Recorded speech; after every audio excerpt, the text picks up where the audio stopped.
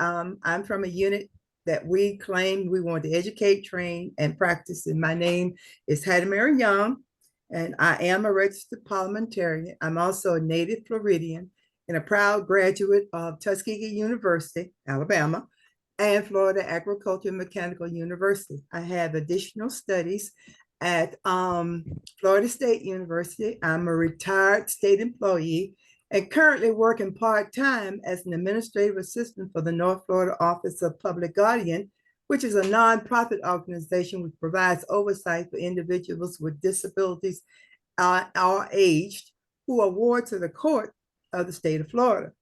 I received my registered parliamentarian certification in August of 2022. I'm a chartered member of and currently serve as unit president of North Florida Parliamentary Unit. My current aspiration is to sit for the professional registered parliamentarian certification. That's a lot to be saying in one breath. Anyway, we're going to talk about scribes and records. And I said scribes because I'm kind of old-fashioned. Matter of fact, I'm old. And I want to talk about the secretary and the minutes.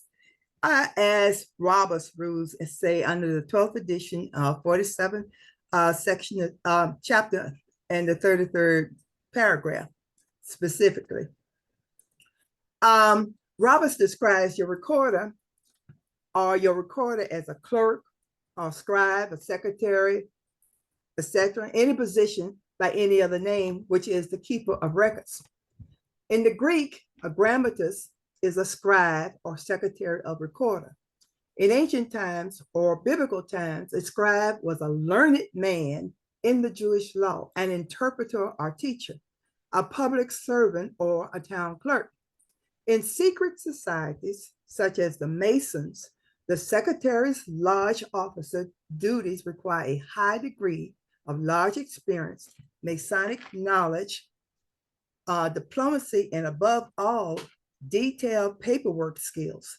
This position is the backbone of the lodge and holds a position of great responsibility.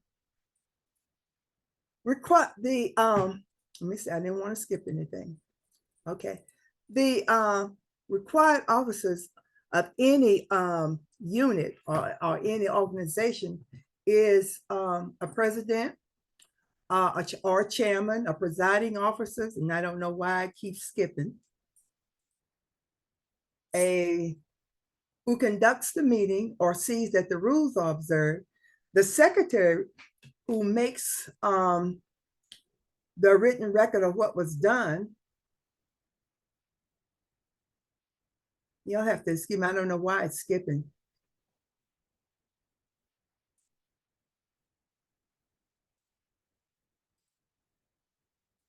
All right. And that's usually called the minutes. Roberts calls it the minutes. And you will note that if any officers of the assembly are members of that assembly, they also counted in the quorum. I don't know why we're jumping, but anyway. Now this when we talk about leaders, I only had this in here because I'm studying for the PRP. And when you are, there are certain standards we have to come by. And one of them is what they call the main two, where you have your minutes and other records, where your leaders have to be knowledgeable of keeping records and described as an integral part of the leadership team and should not be chosen or elected or appointed lightly. There are certain attributes that you should see when it comes to having a person that you select or appoint or elect as your secretary. First of all, the qualifications depend upon that individual being dependable, that they're organized, and they're able to refrain from editorializing. If you know that Mildred is a gossiper and that she's a procrastinator or unable and tends to embellish, that is, she writes the story when she's writing the minutes, she may not be the best person for you to choose for that position. If Chester believes that you were at the meeting and you got it, and if you missed anything at the meeting, then oh well, he may not be the best person for that job. The duties of the secretary is to take minutes at the meeting and submit them for approval to the membership at the following meeting, serve as custodian of your organization's records, accept records specifically assigned to other officers, and that might be your financial treasurer or your financial secretary. They're to make sure that the official records, that is specific rules of order, standing rules, and other current minutes are available. They are to make sure that reports of officers, boards, and committees and other correspondence is also available. They are the official membership roll keeper. So your scribe or your secretary is a very important person in your organization. They ensure that the officers, committee members, and other delegates are notified when elected or appointed and are given credentials and any other necessary papers. Too often, the secretary position is not permitted to carry out their duties. The president will either take over or the president does not interact with the secretary, but you should clearly see that it's important that the secretary and the president or the presiding officer, or however you name the chairman, that they clearly be aware of what the expectations are with respect to the duties to be performed.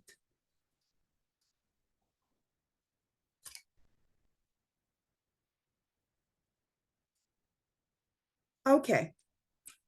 If the secretary's duty, I'm sorry, if the secretary is in, if it is the secretary's duty, I'm sorry, in the absence of the president, the vice president, the chair, the vice president, to call the meeting to order and to preside over the election of a temporary or pro tem chairman.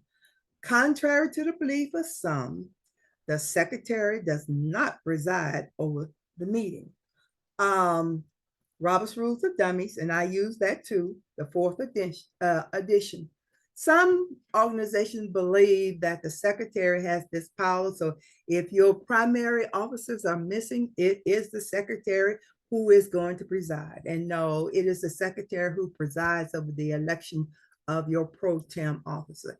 And you have to have a pro tem officer because in a deliberative society, you need two primary officers, a presiding officer and a scribe or secretary.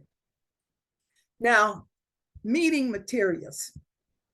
Again, the secretary is very important. This person needs to have some of these items: reference materials, the minutes, your authority, your bylaws, any special rules that you've come up, that you ordered, procedural policy, blank motion forms, blank ballots, your membership roll, and the list of members for the vote, a list of chairman and committee chairman, and written reports from committee chairman. These items are usually kept in a binder that is readily accessible to the officer should a question need to be resolved by the body. If ballot vote is requested, the secretary should be ready to distribute a simple ballot, nothing fancy. A slip of paper will suffice. They simply has the motion and you say yes or no. Now, most of us now are doing some kind of electronic voting. But if a situation comes up where it's a very simple motion and you don't want to go through the expense or the time of an electronic ballot, and the motion requires that you vote by ballot, the secretary needs to be prepared with a simple ballot so that you can move forward with your business. Can you name some of the material that the secretary should have available in preparation of a meeting? Anyone? You can shout it out. Past minutes. Okay. Anybody? bylaws, Okay. Membership roll. Okay. blank ballots, Okay. Governing authority. Okay.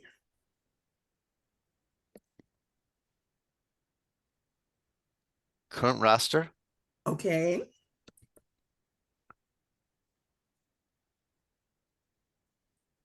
I'm hearing.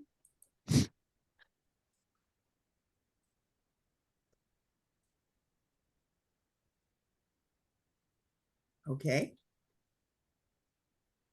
All right. Several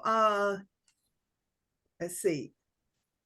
Key duties of the secretary would be to take the minutes and keep official records of the meeting. We're going to look at that. Have the previous minutes available. Why the previous minutes? For unfinished business. Okay. Any other reason? What else does the secretary do? Allegedly do, because like I said, some presiding officers won't let you, but they're supposed to prepare the notices. They are the ones who's supposed to send out the call of the meeting. Keep records of special rules and standing rules. Why? Why is this?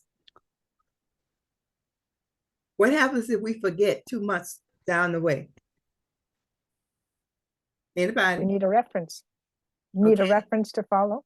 Okay, a reference to follow. So the secretary will have the special rule or the standing rules that you as a body voted on some time ago, 4 months ago, 5 months ago. Everybody forgot about it.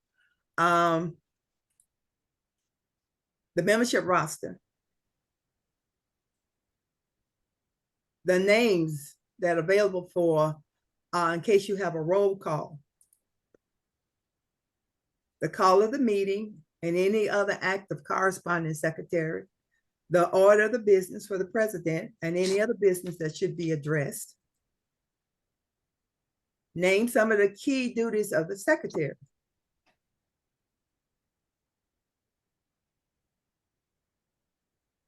Don't you all holler at once. Name some key duties. Keeping the Record minutes. Yeah. Okay, that's the main one. What else does he or she do? Keep membership roster. Membership roster. Remind the meeting of what was determined before as special rules. Okay. Attendance. Take the roll call vote. Okay. Prepare notices. Keep Get- records. Special rules. get written reports from special committees, Okay. File special reports as well. File them. Okay.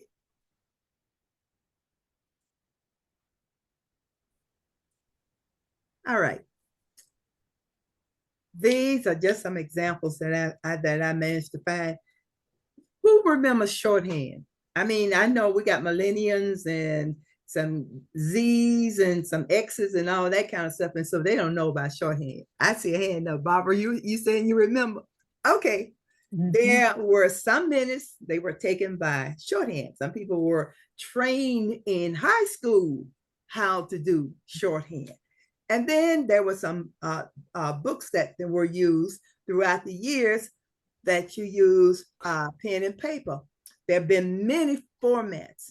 We know in ancient times, records were written on papyrus paper. You have modern times where we come to pen and ink. Then we had the good old typewriter. Who remembers the typewriter where you had to be careful about erasures, be careful about erasures on your copy and all of that good stuff. But now we're dealing with technology, which deals with digital documents, and who knows what's going to come next, because, you know, all things are being created. Next thing you know, you just talk into it and it'll transcribe you for you. It may be doing that now. Nevertheless, to say, it is suggested that minutes should be kept in a binder for the ready access for the past minutes. Minutes are important because they are the only surviving records of what was done at the meeting. They need to be easy to navigate for whatever reason that a reader needs to know several months from now. That comes from Robert's Rules for Dummies. I don't know in Toastmasters whether you have an order of business or whether or not you use an agenda with your order of business that's included in the agenda. But Robert's order of business is simple, and they use the mnemonic Mrs. Sun. And for Mrs. Sun, the order of business is the minutes, special reports from boards, committees, your special orders, your special committees, your unfinished business, and new business. And it's wise if your secretary would pre-populate the headings in the next meeting so that they would be able to have a head start on the preparation of the minutes for the upcoming meeting. Your organization can change your order of business however you choose to do so. But this is just Robert's suggestion of how the order of business should be. Notice that I don't have the call to order. I don't have the adoption of the agenda, nor do I have whether or not a quorum is established as part of the order of business. That may be part of your agenda, but that's not the part where Robert said is the order of business. Okay. Characteristics of good minutes. First of all, you should have meaningful headings to help those who actually read them. As you know, there are people, they get them, but they don't read the minutes. But when you get to the meeting, the next meeting, they have all kinds of questions that could have been answered had they read the minutes, okay? Then they have to be organized in separate paragraphs for each subject. It shouldn't be a run-on situation where you have to decipher what's going on. You should be able to discern what each paragraph was addressing, whether it was a membership committee, a building committee, or whatever it was. You should be able to discern through separate paragraphs what the subject is. And it should be written in plain English and simple sentences. There are some secretaries who want to write the great novel. This is not the time for you to get all flowery with every word that you know from the dictionary to add in the minutes. They need to be plain and simple, have simple sentences so that it is understood as to what transpired. And they need to contain adequate detail, but not too much. Again, it's not necessary to say, John said, and then Mary said, and then there was a big debate going on, and then Martha jumped in. It's not necessary. You need to have adequate detail as to what would happen at the, now if it's a fist fight, y'all, don't put the fist fight in there. Go ahead and do something else. But yeah, it's time to have adequate details about what transpired as far as business was concerned. Okay. And, be succinct. Just say what you need to say in a few words, and that'll get it done. And then avoid the phrase respectfully submitted. That was a phrase that was used coming from the 18th, 19th century, from the 19th century on, but we've gotten away from, at least in Roberts, respectfully submitted. It was removed after the 10th edition. So as of the 11th edition of Robert's Rules of Order, we no longer say that we respectfully submit the minutes. Can you tell us what the correct ending should be then? You can just say submitted and then have your name as secretary and the date, and then have a place for it to be approved. There are some organizations that want their president to sign the minutes also. And if that's the case, then the secretary should also have a spot for the president to sign. Okay. Formatting. This is just, I don't know if you can see this. But it's just the content outline. I don't know if I can make it bigger. But anyway, the first paragraph. The first paragraph indicates the kind of meeting, whether or not it's a regular meeting, a special meeting, an annual meeting, and a joint meeting, or whatever. You need to indicate what kind of meeting you're having. Then the next paragraph is the name of the organization, whether the meeting is a board meeting or whether or not it's an organizational meeting. And then your date, time, and location of the meeting. If you have the location at the same place every time, it's not necessary for you to include it. But if you move about with your location, then you need to go ahead and indicate that. And the same thing about the time. There should be a statement confirming that your organization's regular presiding officer and secretary are present, are given the names of the person who's substituting for them. Can you give me a reason as to why you want to say that the regular president or secretary are present? Can anyone give me a reason?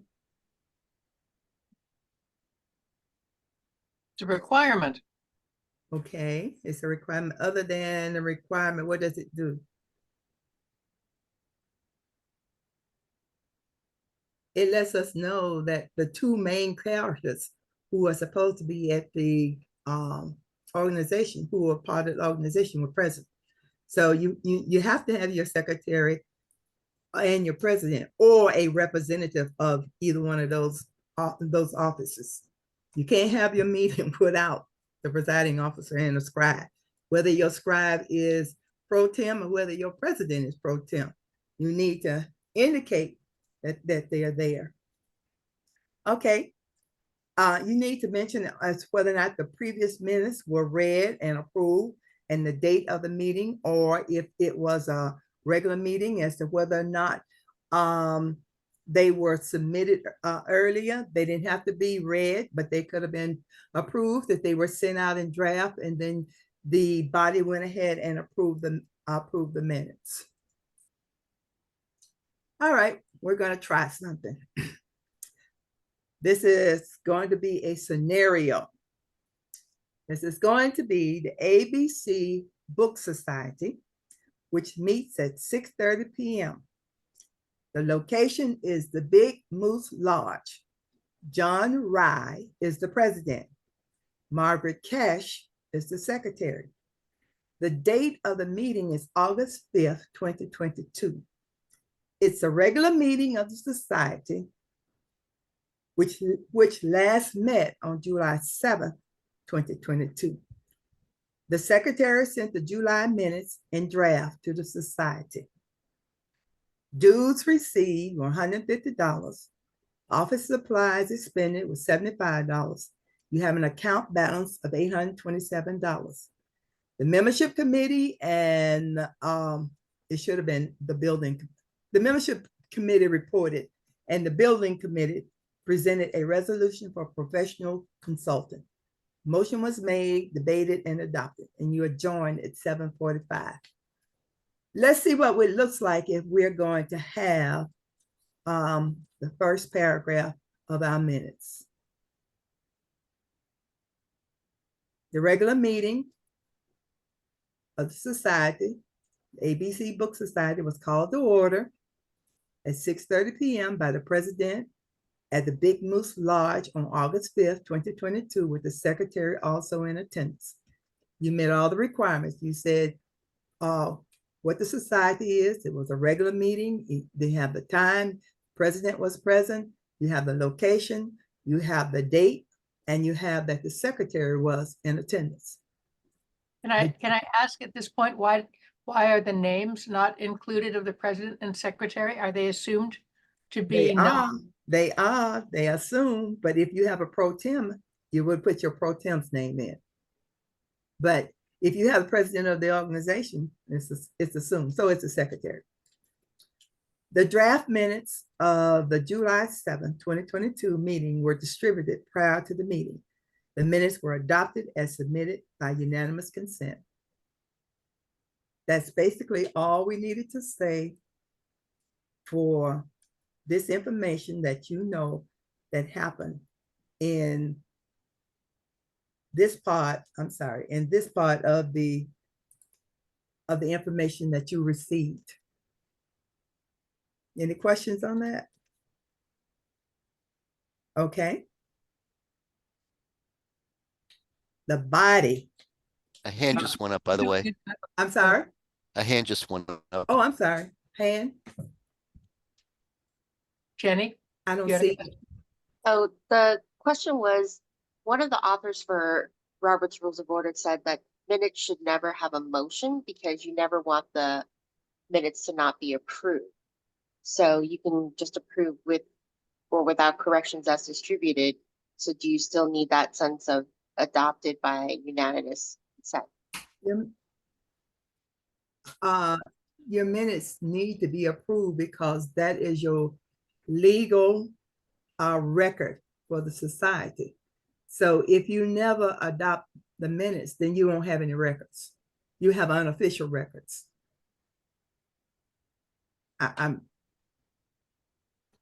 But because if it's a motion, I guess the way you're rounded, it's a unanimous consent, so there's no way that the motion would fail. Oh, yes, if it you have a is. motion, it leaves the chance that if someone could object and then it No. doesn't get adopted, because I agree with you, they are records, so they should always be. Yes, there is a way if you have unanimous consent to object. All it takes is one person. So if the presiding officer says that they are if without objection the minutes are approved as submitted in draft, and nobody objects, then the minutes are adopted. But if the presiding officer says, if without objection, the minutes are approved and one person objects, then you go through the process of a motion. You go through the presiding officer having to state whether or not the minutes are approved. And then if there's debate or corrections on the minutes, and then you have to go through the whole process. Most of the time, minutes are not challenged. Even if you have a correction, you still can go ahead and say the minutes are approved with the secretary making the necessary correction. Any other question? Any other PRP who wants to jump in here and throw me a lifeline? Okay. Where were we? Oh, yes, the body paragraphs. You in the body paragraphs, you have the main motion, except cases where you have a motion that was withdrawn. The final wording of the motion, whether it's adopted or disposed of, you have the final wording of the motion either as adopted or as disposed, and then the disposition of the motion. If it's appropriate to include or mention the facts that the motion was debated or amended or both, that can be parenthetical.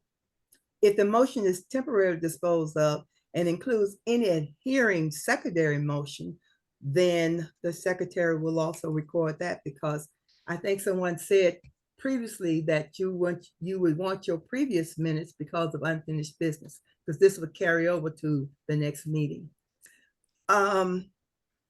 Counted votes. If the votes were counted, then the minutes should include the number of votes on both sides.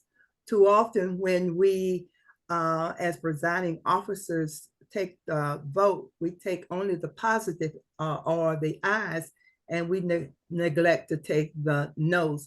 Even if the ayes look like it's the majority of the the society voting, you still need to carry out and ask for the no votes. Question, I'm sorry, someone? question. Uh-huh. If the vote was uncounted, let's say by voice and or by hand, did the secretary need to indicate it that was passed or lost by hand, voice vote, or just say it passed? The secretary would indicate what the presiding officer says. It is the presiding officer who will decide. So if it's a voice vote and the presiding officer think they heard that it passed, then that's what the secretary will record. Thank you. Mhm. Roll call vote. You record the names of each person who responded on their vote, even if an abstaining member answers present. It addresses if a quorum was present. You can't force a person to vote. But if it's very tight and you need a 2/3 vote, and the person who abstains answers present, that will solidify the fact that you had a quorum. Does it make sense? Yeah. Okay. A ballot vote, if you have a ballot vote, the report comes in where the tellers committee, they are supposed to report in full, and then your presiding officer will indicate what the actual end results were with respect to the vote. Okay. Secondary motions not lost or withdrawn. This is another part of your body where necessary for clarity, such as a recess or fix a time or which to adjourn or suspend the rules or postpone to a certain time. The secretary really needs to know how to record these items should they be a motion that comes up during your business of the society. There should be notices of motions. I think one of the things I indicated in the materials that the secretary should have is a motion form, because if you were given notice of a particular motion that's going to happen at your meeting, and the individual wants to amend that motion, they should be prepared to give the form to the secretary for the secretary to read, or to the presiding officer, who may decide to read it himself or herself or give it to the secretary to read. But you should be prepared either way if there's going to be a motion to be had at that particular time, or an amendment to be had. I'm sorry, could you just clarify? I thought the motion that was noticed has to, that you have to start with that. And You then could- if it's an amendment afterward, but you seem to be saying that you could decide, oh no, I don't want that motion, I'm going to have a different one. No, I'm sorry if I made you sound like that. No, you can start with that. But if an individual already has the motion, when you give notice and you're going to give a motion, you should indicate what you're going to move, what your motion is going to be. So as a member, I would already know what you intend to put forward. So if I intend to make an amendment to it, I have my motion form so that I would be prepared to amend your motion. And there may be others who may want to do the same thing at the meeting, but not have the form. They weren't prepared. So the secretary should have motion forms, blank motion forms, that would be available should someone else want to have an amendment to the motion. Thank you. Okay, I'm sorry if I was confusing. Okay,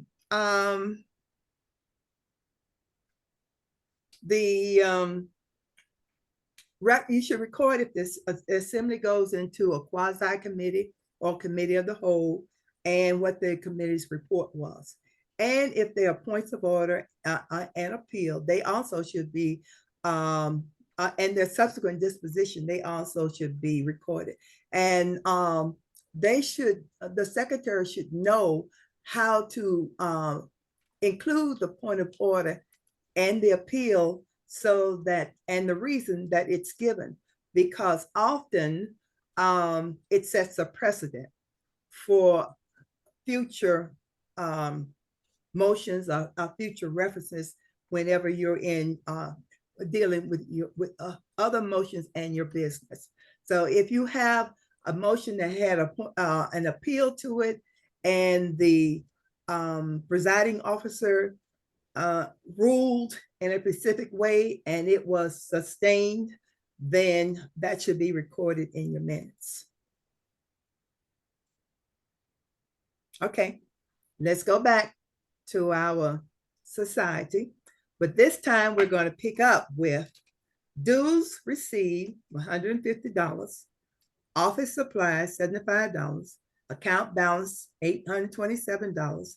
You have your membership committee that's going to report. Your building committee is going to present a resolution for a professional consultant, and these motions are going to be made, debated, and adopted. All right. So we're getting ready for the treasurer's report. That's also one of the paragraphs that's in your body. So the treasurer reported beginning balance of $751. That is, they received an additional $150 and $75 were expended with an ending account balance of $827. The treasurer's report is filed for audit. We never adopt the treasurer's report. You just file it for audit, and then at the end of the year or at the end of your audit period, then you will come back and decide whether or not you are accepting or adopting the audit report. So then if you have a report of your membership committee and the building committee, they're going to be received and they're going to be placed on file. If there's no recommendation, there's no need for the committees to get up and expound. We lose a lot of time with individuals who want to get up and hear themselves and repeat what they've already submitted in the previous report. So if you've gotten the report from your presiding officer or from your secretary and it was attached along with the call, there, unless you have questions, there's no need for the membership committee or any other committee to get up and further expound on what they've already submitted. Okay, but this time the building committee has a resolution. So I'm sorry, they want to hire a consultant, which after discussion and amendment was adopted. So she's not here, but one of my mentors said that a resolution is a motion in a tuxedo. So a resolution is a formal, very formal way of having a motion. It has many parts to it. So we're assuming here that they had a lot to talk about with this building committee and why they wanted a professional consultant as opposed to their just dealing with the members in the body. Because Billy Bob might be a contractor, and then Jimmy John might be a plumber, and then you have somebody who's a painter, and they all want to get together. So in this particular case, the resolution is that they're going to have a professional consultant to come in and give them their information. I have a question. Okay. Just going back to the first part of it, for when you said that the treasurer's report is not adopted. So what happens to the treasurer's report? It just says we're accepting the treasurer's report? No, or what do you say? Do you say anything at all? Filed for audit. Oh, just, okay, so the treasurer's report will be filed for audit. Is that Yes. correct? Right, okay, Yeah, thank you. it's just simply filed for audit. Okay, thank you.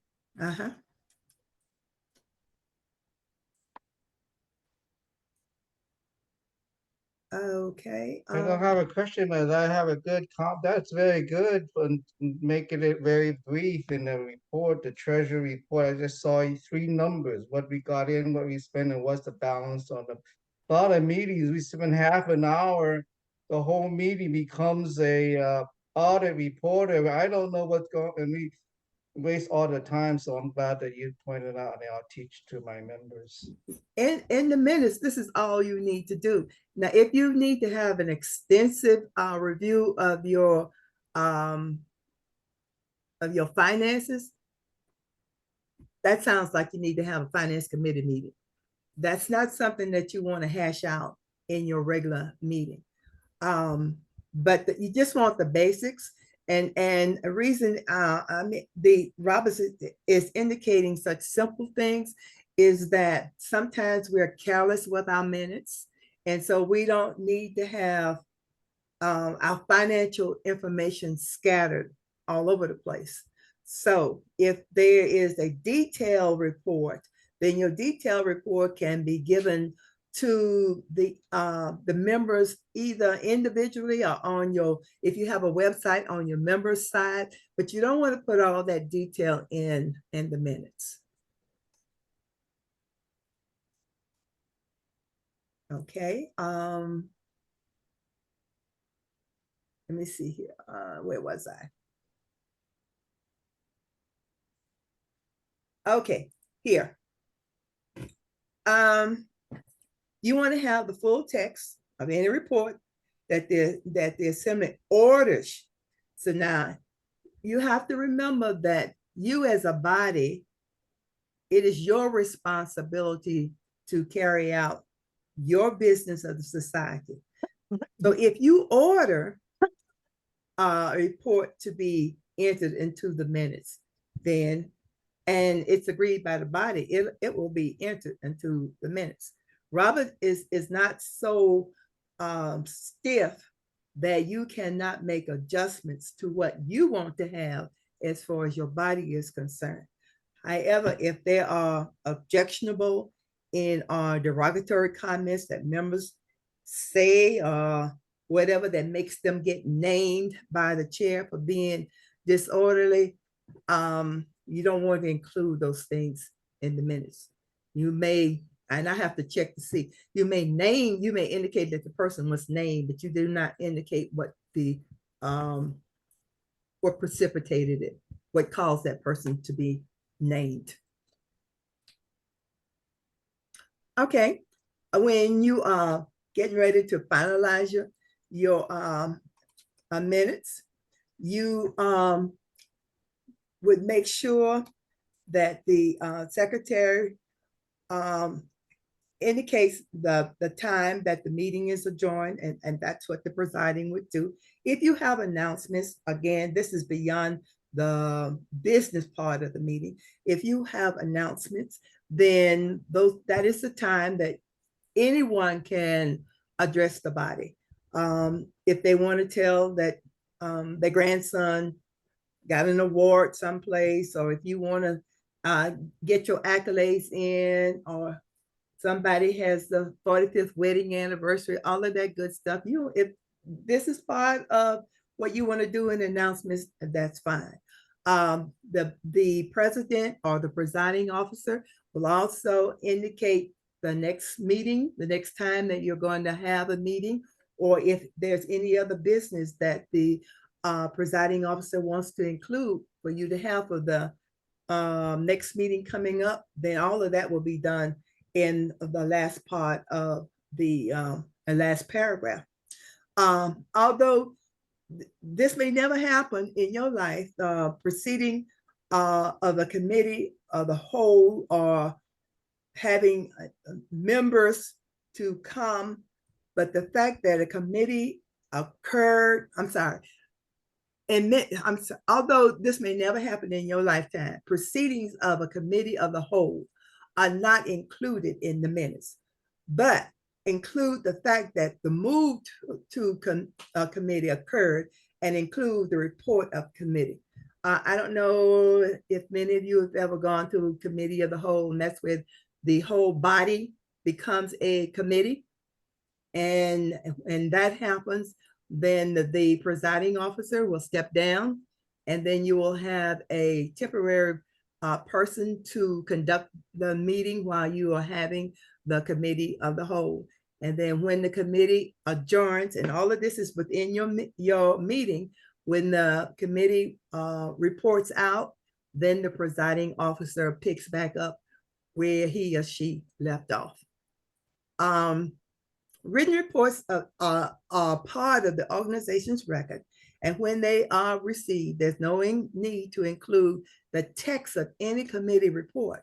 You need to avoid minute entries that state a report is attached, since it becomes a part of the minutes. Anytime you attach something to the minutes, it becomes a part of the minutes. So you don't state that you are attaching it. It will be attached as an appendix, but if you state it's attached, it becomes a part of the minutes. You need to avoid entries that state a report is I'm sorry, you may record the names of any guest speaker and the subject of the presentation of that speaker, but there's no need for you to make a summary of their remarks. You just simply indicated that you had a guest speaker and what that person spoke on. You can consider any questions that were informally asked, whether some information is recorded as in a regular rule or not. That's part of it. And then you would adjourn at the time that the presiding officer said. In our little scenario, we said that they adjourned at 7:45 p.m. and that I believe Minnie Cricket was the secretary. So you would indicate that Minnie Cricket is the secretary. You can say submitted by Minnie Cricket, or you can just say Minnie Cricket. And as I said previously, there are some organizations that want the presiding officer to sign the minutes, but the minutes are not official until the body has approved the minutes. So when they are sent out in draft. Okay. Remember that minutes are drafted for distribution and they're reviewed in advance of the meeting, but they're not official until they are approved by the assembly. Nothing is attached to the minutes unless authorized by the assembly, and the reports are reported as filed. So when you get ready to approve the minutes, you can say that they've been accepted, they've been adopted, and you agree upon. All of those A's will mean the same thing. So you can look at Roberts 4112, and then you can see also examples where it says minutes stand approved, or as approved as read, or as approved as corrected. And that's Roberts 48:14. You understand all of my references will be Roberts, although that there are other parliamentary authorities outside of Roberts, but Roberts is the oldest, and Roberts is what I'm currently studying. Okay, if the minutes appear to need a lot of work before they are ready for approval, the presiding officer can entertain a motion to postpone the reading of the minutes to a certain time. Sometimes you have minutes and they need a lot of work. I'm with another organization and we've had some minutes to come, and the secretary was relatively new, and we had to go ahead and postpone that set of minutes to the next meeting so that we could get them in some semblance of order. I thought I saw a hand, someone named Eva. Yes, I always have a lot of questions. Thank you. One question I have, because we are digital and a lot of the minutes are sent out digitally.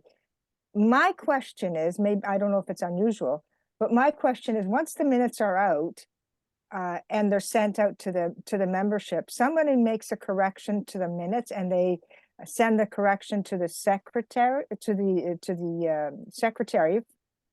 So now what happens to the corrections? Are they corrected before the actual meeting in the interim while the minutes are sent out for to be read, and then it's corrected before the meeting? The secretary should correct the minutes, should include the corrections in the minutes prior to the next iteration. So Now, go ahead. I was just wondering, so once the corrections are made, are they resent with the corrections for the members to look at the correction? They should be, yes. Okay, They're not, once you say they have been approved with the necessary correction, or if you don't approve the minutes and then you want to go ahead and have the necessary corrections, then yes, they should go ahead and send a new set of minutes out so that the members will see what the corrections were. okay, thank you. I was just wondering about the process of that. Thank you for clearing that up. Okay, I like tracking. I don't know about many people, but I like to, if I have something sent to me, I like to have tracking so that I can see, or I can do whatever the change is, and whoever the next person that guesses will see what I've done. And I use tracking for everyone instead of having it restricted just to me. I have tracking everyone, so whoever makes a change. And in Microsoft, the ink will change colors. Whenever a different person adds to, then the ink changes colors for whatever the next iteration of the next change is. I saw yellow. I forgot what that means. But anyway, let's move on. This is just an example of a minutes that I tried to put out, and it's a short one, and it's in Word, so I just copied it. It's hard for me to do. I haven't mastered PowerPoint to the point that I could really show you what's what. So, but that's an example. Signing the minutes. The minutes must be signed by the secretary, and if customary, must be signed by the president. Minutes are your organization's legal records or of its proceedings, and the secretary's signature establish evidence of the original document's authenticity. A quickie, if I have time.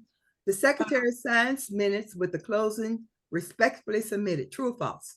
Oh, False. Okay. Minutes are official once the secretary submits to the assembly prior to the meeting. True or false? False. Okay. Minutes should have blank written on them when submitted to the assembly for review. Draft. Okay. Once approved, the minutes should be stamped what? Approved. And what by secretary and our president? nine. Okay. Point of order is recorded with the point of order is well taken or the point of order is not well taken with the president's reason. True or false? True. Oh, you all get an A. I thank you. I thank you. I thank you. There are other areas you can review. You can review bylaw amendments, calls for the orders of the day, committees of the assembly, informal consideration, executive sessions, and parliamentary inquiries as a scribe or secretary. These are things you need to go ahead and be able to review, become familiar with this. And these are my references. I use the parliamentary law. It's a whole old book, my Henry Roberts, 1951. I've been scrounging around finding old books. Parliamentary practice, Henry Roberts again. Robert's Rules of Order for Dummies, 4th edition. I have 1st, 2nd, 3rd, and 4th edition. What was done at the meetings is a document that's in NAP. Robert's Rules of Order, newly revised 12th edition, and Robert's Rules of Order, newly revised in brief, 3rd edition. Thank you. And that's my presentation.